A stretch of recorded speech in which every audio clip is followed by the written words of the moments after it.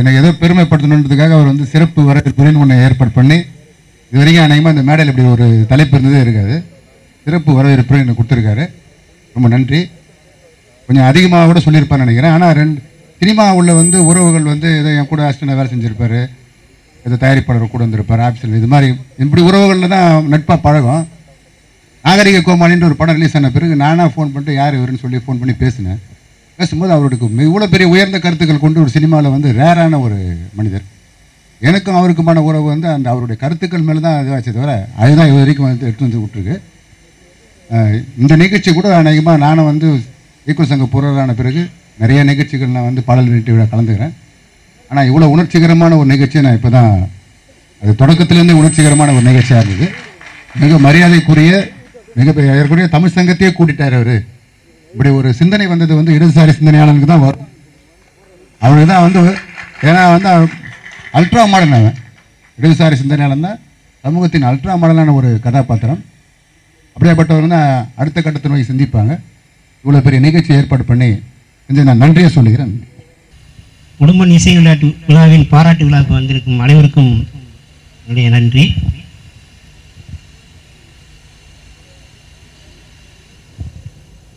இந்த படத்துக்கு நாங்கள் ஒரு புதுமையாக இந்த பாடல்லாம் நல்லா அமைந்திருந்தன. பாவேந்தர் பாடல்களும் பட்டுக்கோட்டை பாடல்களும் படிக்கும்போதே ஒரு ஈர்ப்பு சக்தி உள்ளது. அதை நாங்கள் திரைப்படத்துக்கு பயன்படுத்தணும் என்று பயன்படுத்தினோம். அதுக்கப்புறம் இது ஒரு புதுமையான விழாவாக இதை மக்கள்கிட்ட கொண்டு போகணும், இந்த பாடல்கள் வந்து தெரியணும் அப்படின்றதுக்காண்டி விழா வைக்கணும்னு கவிஞர்களெல்லாம் அணுகணும். எல்லா கவிஞர்களும் பாவேந்தர் மேலே உள்ள தமிழ் பற்றாலும் பட்டுக்கோட்டை அவர்கள் மேல் உள்ள தோழமையினாலும் இங்கு ஒன்று கூடியிருக்கிறார்கள். அவர்கள் அனைவருக்கும் என்னுடைய வணக்கம். மேலும் இங்கு வந்திருக்கும் இந்த உடும்பன் படத்தின் தொழில்நுட்ப கலைஞர்களுக்கும் நடிகர்களுக்கும் நண்பர்களுக்கும் என்னுடைய அன்பான வணக்கத்தை தெரிவித்துக் கொள்கிறேன். மதினி கேட்டாங்க, இந்த படத்தில் ஏன் இவ்வளோ கவிஞர்கள் இருக்கப்ப பாவேந்தர் பாடலை யூஸ் பண்ணீங்க அப்படின்னு கேட்டாங்க. அப்புறம் இந்த படத்தில் வந்து பாவேந்தர் பாடலும் பட்டுக்கோட்டை பாடலும் பயன்படுத்தியது ஒரு தேச துரோக குற்றம். நம்ம இந்திய சென்சார் போர்டுடைய சட்டப்படி. ஏன்னா இந்த படத்தில் வந்து கதாநாயகனும் இது காமெடியனும் ஒரு இடத்துல வந்து அமெரிக்க கர்ச்சீஃபை யூஸ் பண்ணுவாங்க. அது வந்து ஒரு 8 நிமிஷம் ஓடக்கூடிய முக்கியமான காட்சி. அந்த காட்சியை இன்றைக்கவே சொல்லணும்னு சொன்னாங்க. நாங்கள் அவர் அந்த ஆஃபீஸர்கிட்ட பேசுகிறப்ப இது முக்கியமான காட்சி ஒன்றும் செய்ய முடியாதுன்னு சொல்கிறப்ப அவர் என்ன சொன்னார்னா, நீங்கள் ஏகாதிபத்தியம்னுவீங்க, புதிய பொருளாதார கொள்கைன்னுவீங்க, இந்த மாதிரி இது வந்து பெரிய ஒரு தேச ஒற்றுமைக்கு பெரிய கேடு வந்துடும், இந்த காட்சியை நீங்கள் மாற்றியே தீரணும்னு சொல்லிட்டாரு. அவருக்கு அந்த டயத்தில் வந்து நாங்கள் இந்த பாவேந்தர் பாடலும் பட்டுக்கோட்டை பாடல் அந்த நேரத்தில் வந்து நாங்கள் பாவேந்தர் பாடலும் பட்டுக்கோட்டை பாடலும் பயன்படுத்துறீங்கன்னு தெரிஞ்சிருந்துச்சுன்னா இந்த பாடல்லையே கட் பண்ணியிருப்பார், ஏன்னா நீக்கியிருப்பார். ஏன்னா ஒரு நாட்டில் பன்னாட்டு கம்பெனிகள் அவருடைய வியாபாரத்தை பெருக்குவதற்கு அந்த நாட்டினுடைய பண்பாட்டையும் கலையையும் சிதைக்க வேண்டும். அப்போ தான் வந்து அவங்க வந்து வியாபாரம் பார்க்க முடியும், அவங்க இங்கே வந்து வியாபாரத்தை பெருக்க முடியும். பாவேந்தர் இந்த மாதிரி பழமையான இந்த நாட்டுப்புற பாடல்கள் இதெல்லாம் வந்து நம்மளுடைய கலாச்சாரத்தின் அடையாளமாக இருக்கிறது. இதை அழிச்சா தான் அவங்க வந்து வியாபாரம் பார்க்க முடியும். இது நீங்கள் வந்து ஒரு பொருளாதார அடியாளின் ஒப்புதல் வாக்குமூலம் படிச்சிங்கன்னா தெரியும். எல்லா நாட்டிலையுமே இது 136 நாளில் நடந்துகிட்டு இருக்கு. அது வெற்றி அடைஞ்சிருக்காங்க. நம்ம கலாச்சாரத்தை பண்பாட்டை அழிக்கணும்.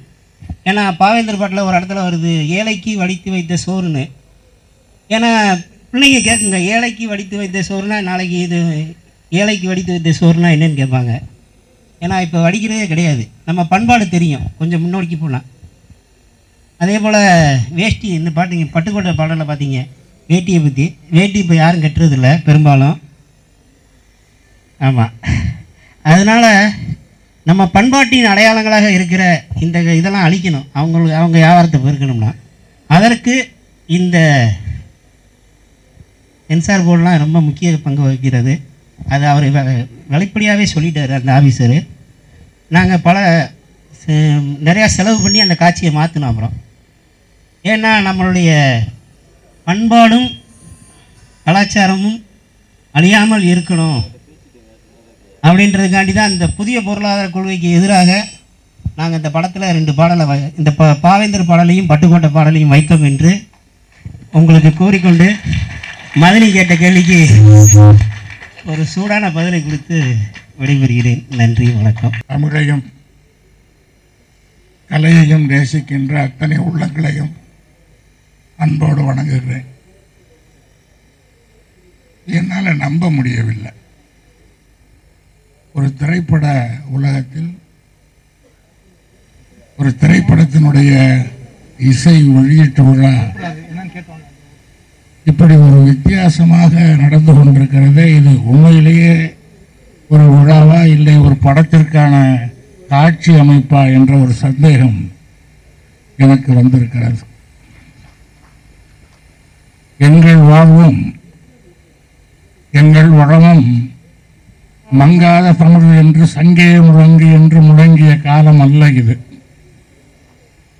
ஒய் திஸ் கொலைவெறி கொலைவெறி கொலைவெறி என்று பைத்தியம் பிடித்து திரிகிற காலம். இந்த காலத்திலே போய் பாரதிதாசன், பட்டுக்கோட்டை கல்யாண சுந்தரம் என்று இவர்களை கொண்டு வந்து நினைவூட்டுவது என்பது ஒரு கிறுக்குத்தனமான செயல். இது பாலன் ஒரு கிறுக்கர்னு நான் நினைக்கிறேன். ஆனால் மிகச்சிறந்த கலைஞர்கள், மிகச்சிறந்த விஞ்ஞானிகள், மிகச்சிறந்த அறிவாளிகள் கிறுக்கர்கள் என்பதை நான் உங்களுக்கு சொல்லிக்கொள்ள விரும்புகிறேன். எனக்கு ஒரு நல்ல செய்தியை பாலன் அவர்கள் தெரிவித்தார்கள். அது என்னவென்று கேட்டால், பாவேந்தர் புரட்சி கவிஞர் பாரதிதாசனுடைய பாட்டு தேச விரோத பாட்டு என்று சொன்னார்கள். எனக்கு ரொம்ப பிடித்தமான செய்தி இந்த செய்தி. காரணம், பாரதிதாசனுக்கு கிடைத்த பெரிய மரியாதை, பெரிய விருது, இந்த விருது இந்திய அரசாங்கம் கொடுக்கிற விருது என்று நான் கருதுகிறேன். காரணம், இது தேச விரோத பாட்டு என்று சொல்லாமல் இருந்திருந்தால் எல்லா பாட்டுக்கார வரிசையிலையும் போய் அவன் சேர்ந்திருப்பான். இதை தேச விரோத பாட்டு என்கிற போதே நானும் தேச விரோத பாட்டு எழுதுகிறவன் தான். நான் எழுதுகிற புத்தகமெல்லாம் தேச விரோதமான புத்தகங்கள் தான்.